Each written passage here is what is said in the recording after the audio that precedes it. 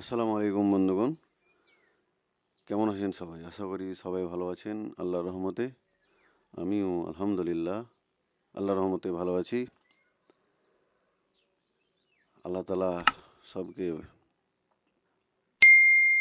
দুঃখ কষ্ট থেকে দূরে রাখুক এবং সৎ আমল করার এবং অসৎ পথ থেকে দূরে থাকার আল্লাহ তৌফিক দিক এবং এই কোরআন এর আলোয় জীবনটাকে আলোকিত করার সুযোগ দিক এবং তাদের সম্মান বাড়াক, এটাই আমি তাদের জন্য দোয়া করব, আপনাদের জন্য দোয়া করব এবং যারা অসহায় মজলুম তাদের পাশে দাঁড়ান, অসহায়দের সাহায্য করেন, গরিব দুঃখীদের সাহায্য করেন। এটাই আল্লাহ তালার কোরআনের বার্তা এবং আমাদের প্রিয় নবী হজরত মোহাম্মদ সাল্লা সাল্লামের শিক্ষে যাওয়া বার্তা। তো আলোচনা হচ্ছিল সূরা আল মুনাফিকুন এর 1 থেকে 3 নম্বর আয়াত অলরেডি আলোচনা হয়ে গেছে। চাইলে আপনারা সেই ভিডিওটা আমার চ্যানেলে গিয়ে দেখতে পারেন। সেখানে আমি বিস্তারিত বর্ণনা রেখেছি। আপনাদের খুঁজতে এবং শুনতে এবং আমল করতে অসুবিধা হবে না আশা করি। তো চলেন 4 নম্বর আয়াতে আল্লাহ তাআলা কী বলছেন দেখা যাক এবং বোঝা যাক আল্লাহ তাআলা এখানে কাদের কথা বলছেন এবং কিসের ব্যাপারে আমাদেরকে বলছেন এবং সেই ব্যাপারে আমরা কতটুকু সজাগ সেদিকে আমরা লক্ষ্য করব এবং আমল করার চেষ্টা করব ইনশাআল্লাহ। আউযুবিল্লাহি মিনাশ শাইতানির রাজিম, বিসমিল্লাহির রহমানির রহিম। পরম করুণাময় অসীম দয়ালু আল্লাহর নামে শুরু করছি। ওয়াইজা রাআইতাহুম ওয়াইজা রাআইতাহুম তুজি তুজিবুকা আজসামুহুম ওয়াইয়াকুলু তাসমা লিকাউলিহিম কাআন্নাহুম খুশুবুম মুসাদ্দাতুন ইয়াহসাবুনা কুল্লু সাইহাতিন আলাইহিম হুমুল আদু আদু ফাহজারহুম কাতালাহুমুল্লাহু আন্না ইউফাকুন। আর যখন তুমি তাদের প্রতি তাকিয়ে দেখবে তখন তাদের শরীরে তোমাকে তোমাকে মুগ্ধ করবে। আর যদি তারা কথা বলে তুমি তাদের কথা আগ্রহ নিয়ে শুনবে।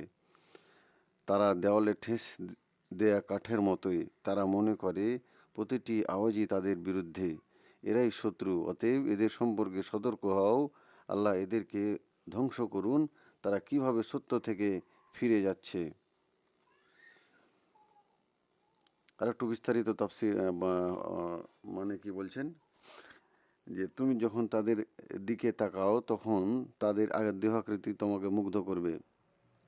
যারা মুনাফিক হবে, যাদের মুনাফিকি চরিত্রের কথা এখানে বলছেন, যারা আল্লাহর মুখে মুখে যে আমরা দিন পালন করছি বলবে, কিন্তু তাদের ভিতর হবে কুলসিত, তাদের ভিতর হবে তাদের কাল্বকে, তাদের হৃৎপিণ্ডতে কালি মেরে দেওয়া হবে, সিয়াহি মেরে দেওয়া হবে, মানে তাদের মনটা কালো বিকৃত হবে। এই হচ্ছে তাদের চরিত্র। ওদের দেখে আল্লাহ বলছেন যে ওদের দিকে তাকালে তোমাদের মুগ্ধ করবে, মানে তোমরা ভালো লাগবে দেখে তাদেরকে যে হ্যাঁ তারা ইসলামের পথে এসেছে, কিন্তু বরং সত্যি তারা ইসলামের পথে নেই। এবং তারা যখন কথা বলে তখন তুমি সাগ্রহে তা শ্রবণ করো। তারা যেন দেওয়ালে ঠেকানো কাঠের খুঁটি, তারা যে কোনো শোরগোলকে মনে করে তাদেরই বিরুদ্ধে, তারাই শত্রু। অতএব তাদের সম্পর্কে সতর্ক হও, আল্লাহ তাদেরকে ধ্বংস করুন। বিভ্রান্ত হয়ে তারা কোথায় চলেছে। অর্থাৎ তাদের সৌন্দর্য, তাফসীরগণ বলছেন যে তাদের সৌন্দর্য লাবণ্য সজীবতার কারণে, অর্থাৎ ভাষার বিশুদ্ধতা এবং বাক পটুকতার কারণে, অর্থাৎ তারা তাদের দেহে উচ্চতা, সৌন্দর্য, স্মৃতি এবং বোধহীনতা ও কল্যাণ স্বল্পতায় ওইরূপ যেরূপ দেওয়ালে ঠেকানো কাঠ, দর্শককে তা দেখতে ভালো লাগে কিন্তু কারো কোনো উপকারে আসে না। দেখতে ভালো লাগলেও, ওপর দেখতে ভালো লাগলেও সেই মুনাফিকি চরিত্রের যদি কেউ মুনাফিক হয়, যদি যার অন্তর যার কুলসিত হয়, যার পাপিষ্ট হয়, বাইরে বাইরে বলছে আমি খুব ভালো, দেখবেন এমন মানুষ আছে পৃথিবীতে যাদের পোশাক আশাক এমন ভদ্র, এমন নম্র হয়ে চলে, কিন্তু ভিতরে তার পাপে ভরা, ভিতর তার কুলসিত। সে গরিব মানুষকে দেখতে পারে না, বা মুখে বললেও অন্তরে তার সেই কাজটা নিজের নাই। তো এরকম যার চরিত্র, তাদের দেখতে কিন্তু খুব ভালো লাগে, তাদের কথাবার্তাও শুনতে ভালো লাগে।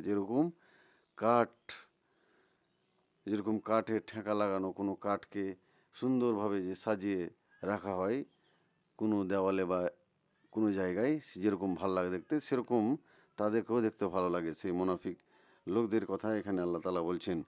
যে অর্থ হলো, এরা রসুল সাল্লাল্লাহু সাল্লামের মজলিসে ওইভাবে বসে যেমন প্রাচীরে ঠেকানো কাঠ। তারা সবই শোনে, সবই বুঝে, কিন্তু তারা সৎ পথে নেই, তারা বিপথে আছে।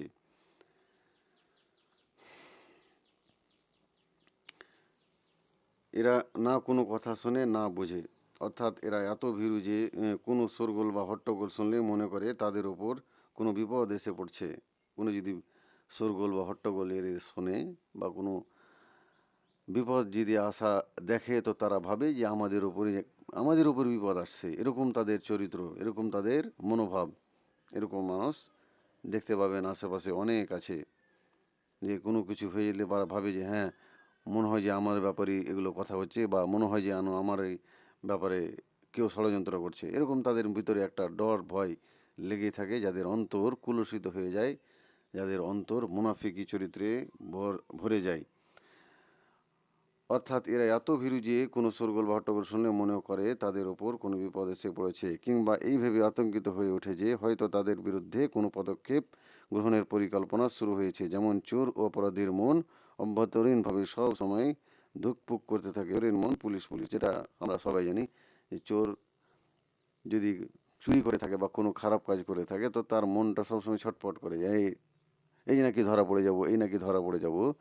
তো এরকম মুনাফিকি যারা, এদের রোগ, যারা বাইরে বললেও যে হ্যাঁ আমি আল্লাহকে মানি, আল্লাহর নবীকে মানি, আল্লাহর নবীর রসুলের কথাবার্তা মেনে চলি, কিন্তু ভিতরে তার কিঞ্চিত পরিমাণ তার সেই গুণ বা তার সেই বৈশিষ্ট্য নেই। কিন্তু সে বলে যে হ্যাঁ আমি সব কিছু করি, সব কিছু জানি, কিন্তু সে অন্তরে সে করে না। সে প্র্যাকটিক্যাল জীবনে, তার নিজস্ব জীবনে সেটা করে না, বা কাউকে করতেও আদেশ করে না। কিন্তু লোক দেখানো অনুযায়ী যখন তারা কেউ কেউ কিছু করে, তখন লোক দেখানো অনুযায়ী তা করে। সে ভালো কাজ হোক বা নামাজ রোজা যাই হোক না কেন, সে লোক দেখানোর জন্য করে। তো এই হচ্ছে মুনাফিকির চরিত্র। আল্লাহ যেন আমাদের এই সব গুণ থেকে আল্লাহ আমাদের যেন রক্ষা করে। এরপরে 5 নম্বর আয়াতে আল্লাহ তাআলা বলছেন, ওয়াইজা কিলা লাহুম তাআলাউ ইয়াস্তাগফির লাকুম ওয়া রাসূলুল্লাহি লাওয়াউ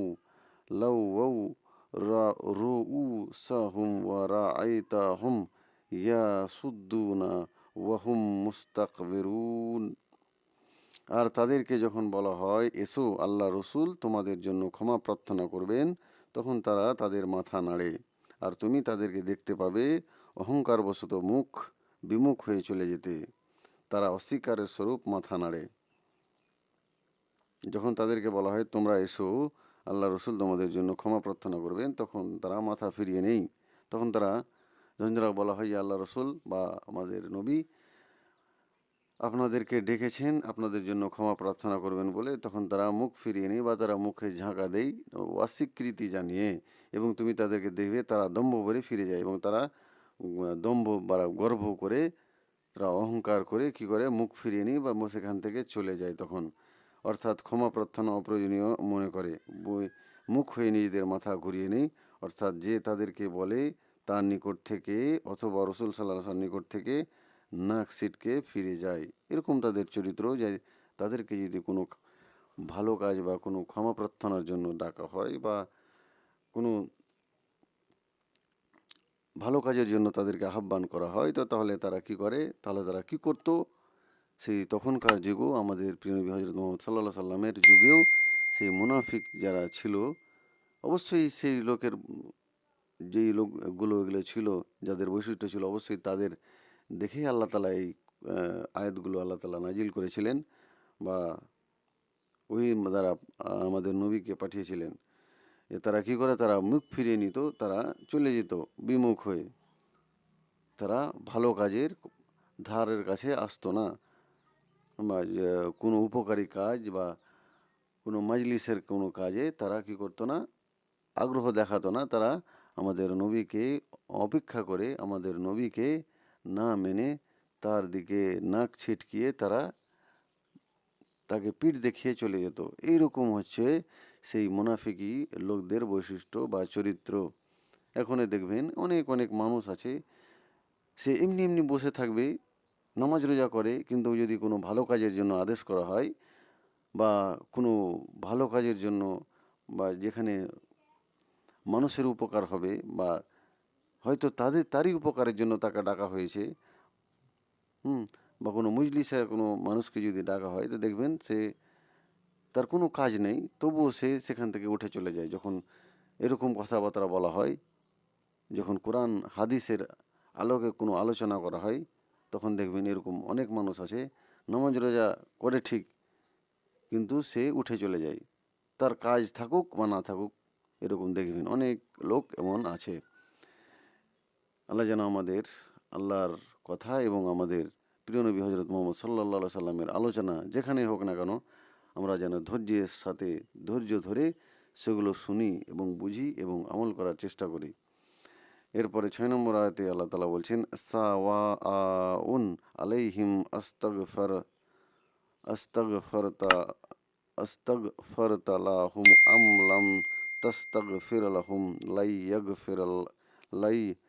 ইয়াগফিরাল্লাহু লাহুম ইন্নাল্লাহা লা ইয়াহদিল কাওমাল ফাসিকিন। তুমি তাদের জন্য ক্ষমা প্রার্থনা করো অথবা না করো, উভয়টি তাদের ক্ষেত্রে সমান। আল্লাহ তাদেরকে কখনো ক্ষমা করবেন না। অবশ্যই আল্লাহ পাপাচারী সম্প্রদায়কে হেদায়েত দেন না। এবার আল্লাহ তাআলা বলছেন যে তুমি তাদের জন্য ক্ষমা প্রার্থনা করো অথবা না করো, উভয় তাদের জন্য সমান। আল্লাহ তাআলা তার নবীকে বলছেন সেই মুনাফিকি চরিত্রের লোকগুলোর কথা বা সেই মুনাফিকদের কথা, যে তুমি তাদের জন্য আমার কাছে ক্ষমা চাও বা না চাও, সেটা সমান, সেটা তাদের কাছে কোনো উপকার আসবে না। কেননা তারা মুনাফিক, তাদের অন্তরটা কলুষিত হয়ে গেছে, তাদের অন্তর কালি হয়ে গেছে, তাদের দিলটা যেভাবে কালো একটা, আমরা যেভাবে কোনো হাঁড়ি দেখবেন যেভাবে উনুনে জ্বলে সেটা কালো হয়ে যায়, তো সেরকম অন্তরটাও আল্লাহ তাআলা ওই মুনাফিকি যারা রোগে আক্রান্ত, যারা মুনাফিক চরিত্রের অধিকারী, তো তারা অন্তরটাও কালো হয়ে গেছে। আল্লাহ ওই জন্য বলছেন তাদের জন্য দোয়া করে বা তাদের জন্য ক্ষমা প্রার্থনা করে নবীর মাধ্যমে আমাদের জানাচ্ছেন যে তাদের কোনো উপকারে আসবে না। আল্লাহ তাদেরকে কখনো ক্ষমা করবেন না, আল্লাহ তাদেরকে কখনো ক্ষমা করবেন না, যেহেতু তারা সৎ কাজের জন্য মুখ ফিরিয়ে নিত, সারা লোক দেখানোর জন্য এগুলো করতো। তাদের কাছে আপনার ক্ষমা, আল্লাহ নবীর ক্ষমা কোনো কাজে আসবে না। আল্লাহ পাপাচারী সম্প্রদায়কে সৎ পথে পরিচালিত করেন না। যারা পাপাচারী, যাদের সমস্ত দিন পাপ কাজে নিমজ্জিত থাকে, তো তাদের আল্লাহ তাআলা কি করে না, সৎ পথে পরিচালিত করেন না। তাফসীরগণ বলছেন যে মুনাফিকি অভ্যাস এবং কুফরির ওপর অটল থাকার কারণে তারা এখন এমন পর্যায়ে পৌঁছে গেছে যে তাদের জন্য ক্ষমা প্রার্থনা করা ও না করা উভয় সমান। যদি এই মুনাফিকি অবস্থায় মারা যায়, তবে যদি কেউ জীবিত অবস্থায় কুফরি ও মুনাফিকি থেকে তওবা করে নেই, তাহলে সে কথা ভিন্ন, এই অবস্থায় তার ক্ষমতা লাভ সম্ভব। কিন্তু যারা ক্ষমা চাইল না, যারা কুফরি অবস্থায় মরে গেল, আল্লাহ তাআলা তাদেরকে কখনোই সৎ পথে পরিচালিত করেন না। আমাদেরকে অবশ্যই যদি আমরা এরকম চরিত্রের অধিকারী হই, যদি এরকম আমরা লোক দেখানো কাজে যদি অভ্যস্ত থাকি, তো এক্ষুনি আমাদের ছেড়ে দিতে হবে। এই আয়াতে এই কথাটাই সারাংশ নিয়ে মানে বুঝতে পারা যাচ্ছে যে আমাদের যদি আমরা লোক দেখানো কিছু করি বা আমরা যদি এমন কোনো কাজ করি যেটা আমরা শুধু লোক দেখানোর জন্য করি বা বাড়ির লোককে দেখানোর জন্য করি, আমরা যদি কাউকে নির্দেশ না দিই, যদি আমরা যদি সেই কাজটা নিজে না করি, তাহলে আমরা কাউকে বলেও যেভাবে উপকার হবে না, আপনার নিজেরও উপকার হবে না। তো সুতরাং আমাদের কোনো কাজ, কোনো শরীয়তি কাজ বা আল্লাহ যেভাবে হুকুম করেছেন, যে আদেশগুলো আমাদের করেছেন, সেটা আমাদের করতে হবে এবং নিজেকে পালন করতে হবে এবং অপরকেও পালন করার আদেশ দিতে হবে। যদি কেউ করতে চায় তো ভালো, যদি না করতে চায় তাও ভালো। ওই লোকগুলো যারা করবে না, তো ওই লোকগুলোকেও বলার আপনার যতটুকু আপনার অধিকার আপনি বলে দেন, করবে না করবে সেটা তাদের ব্যাপার। তো এখানে তাদের কথা আল্লাহ তাআলা বলে দিয়েছেন যে তাদেরকে বলে না বলে কোনো লাভ নেই বা কোনো মানে উপায় নেই। তারাকে আল্লাহ সৎ পথে পরিচালিত করবেন না, যারা এই মুনাফিকি চরিত্রের অধিকারী, যারা এই মুনাফিকি রোগে আক্রান্ত। আল্লাহ তাআলা আমাদের এই মুনাফিকি চরিত্র থেকে, লোক দেখানো ঈমান থেকে, লোক দেখানো ইবাদত থেকে আমাদের রক্ষা করেন এবং আমাদের সৎ পথে এবং যেভাবে আমাদের আল্লাহ তাআলা পথ দেখিয়েছেন এবং যেভাবে আমাদের প্রিয় নবী বলে গেছেন তার হাদিসের মধ্যে, সেগুলো আমরা পালন করব ভালোভাবে, অন্তর থেকে, দিল থেকে। এটাই আমি আপনাদের কাছে অনুরোধ জানাবো, এটাই আল্লাহর কাছে দোয়া করব, আল্লাহ যাতে আমাদের এই মুনাফিকি চরিত্র থেকে বা মুনাফিকি রোগ থেকে আমাদের রক্ষা করেন। ভালো থাকেন সবাই, সুস্থ থাকেন সবাই। যদি ভিডিওটা ফেসবুকে দেখে থাকেন তো তাহলে চ্যানেলটাকে ফলো করে নেবেন, আর ইউটিউবে দেখে থাকেন তো চ্যানেলটাকে সাবস্ক্রাইব করে ঘন্টা দেবে রাখবেন। এরকম আরও অনেক কোরআনের আলোচনা, কোরআনের তাফসির সবার আগে পাওয়ার জন্যে। আসসালামু আলাইকুম ওয়া রাহমাতুল্লাহি ওয়া বারাকাতুহু।